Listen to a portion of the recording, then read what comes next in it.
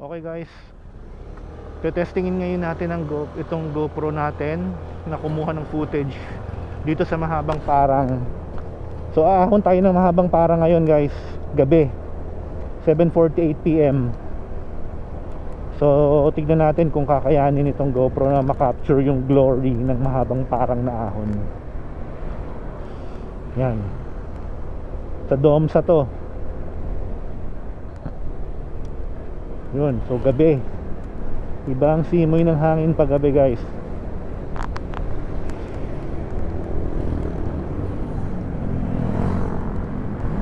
Yun, hopefully maganda yung footage natin.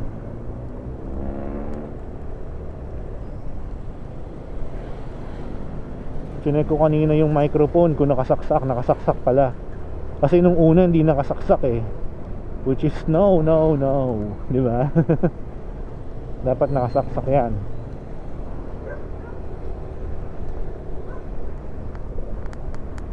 Yan. So dito nga pala sa Mahabang Parang, sikat na sikat to sa mga bikers, mga cyclist.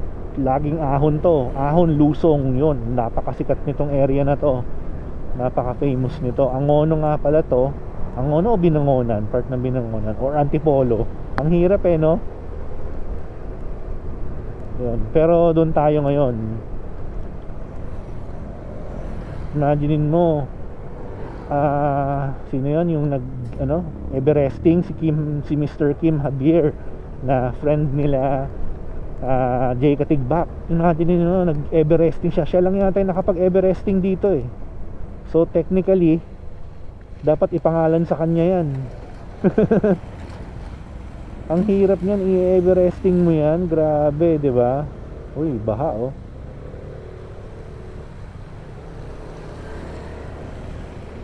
Medyo madulas dito oh. May naano siguro. Parang umaapaw eh.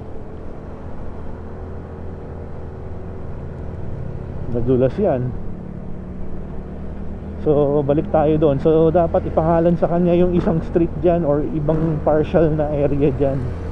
Kasi wala pa yatang nakagawa niyan humanly possible ng Everesting. Siya pa lang yata eh. Siya pa lang in-recorded sa YouTube yung may recording. Siya pa lang yata hindi ko pa sure. Pero alam ko siya lang yata eh. Imaginein mo yun grabe, superhuman strength and endurance, no? Yun, shoutout sa'yo, Sir Kim.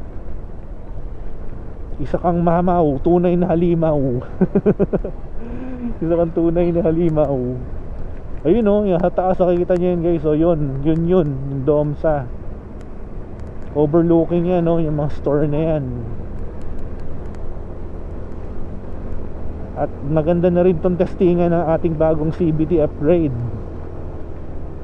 diba? Ang umahon dyan sa Mahabang Parang using our new upgraded CVT. 16 grams na bola all throughout.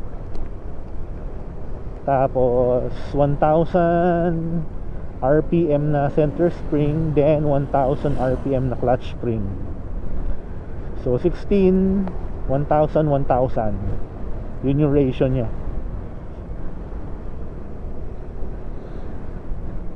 Tingnan natin.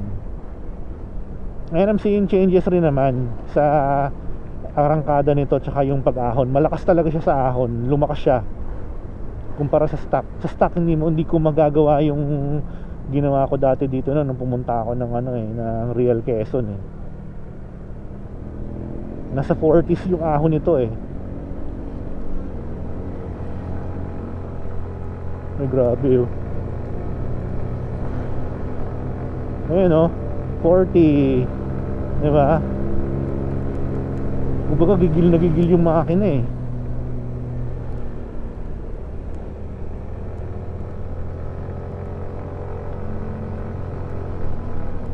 Once na makagain siya ng enough momentum, talagang bibigyan ka eh.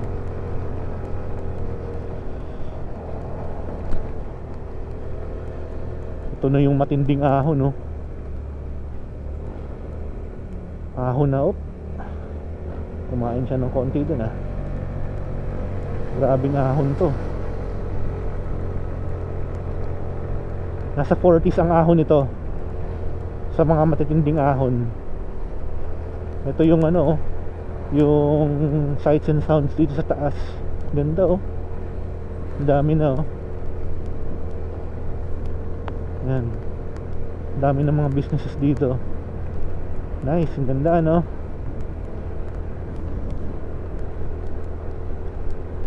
Sana may police visibility rin, kasi masisira yan once na may nangyari dyan. May police visibility rin na dapat pag ganyan, pag gabi.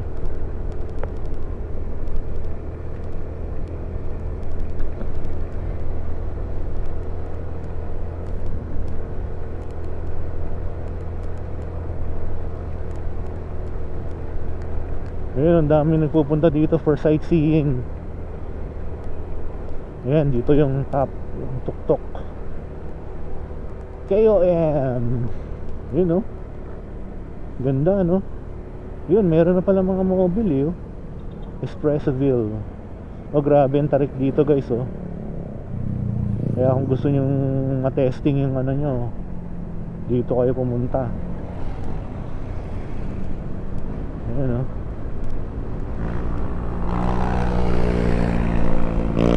Rat-rat dito eh. Ito, pwede mo nang i-rat-rat eh. Dahil malakas na yung ano niya, yung hatak niya. Hindi ka nabibitinin eh.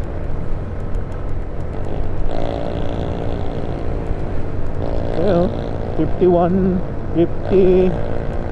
Diba? Sa stock di mo makukuha yan. Hirap yung makina mo sa stock. Oh, diba?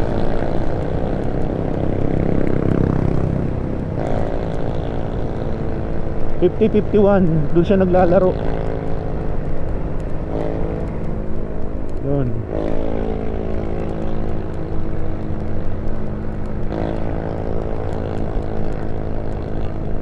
Actually pwede tayo dumaan dyan. Yung ano na yan, yung area na yun. Kaso too late na eh. Mas safe din yan dumaan kumpara dun sa isa. Pero try pa rin natin dito para ma-experience natin yung full ano, glory ng mahabang parang.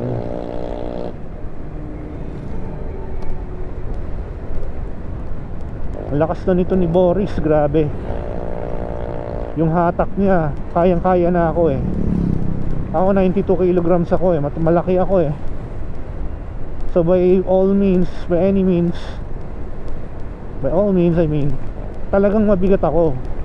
To the point na kayang-kaya kang dali nitong ano, ng 125cc na motor na hindi naman ganun kalakasan ng horsepower. Yung stock yung stock eh exceptional na yon for this one. Pero sa click, yung stock noon, eh kayang-kaya ako noon.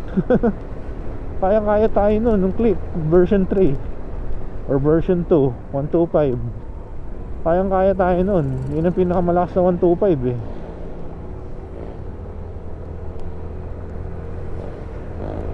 Ang ganda ng Stargazer, para siyang spaceship.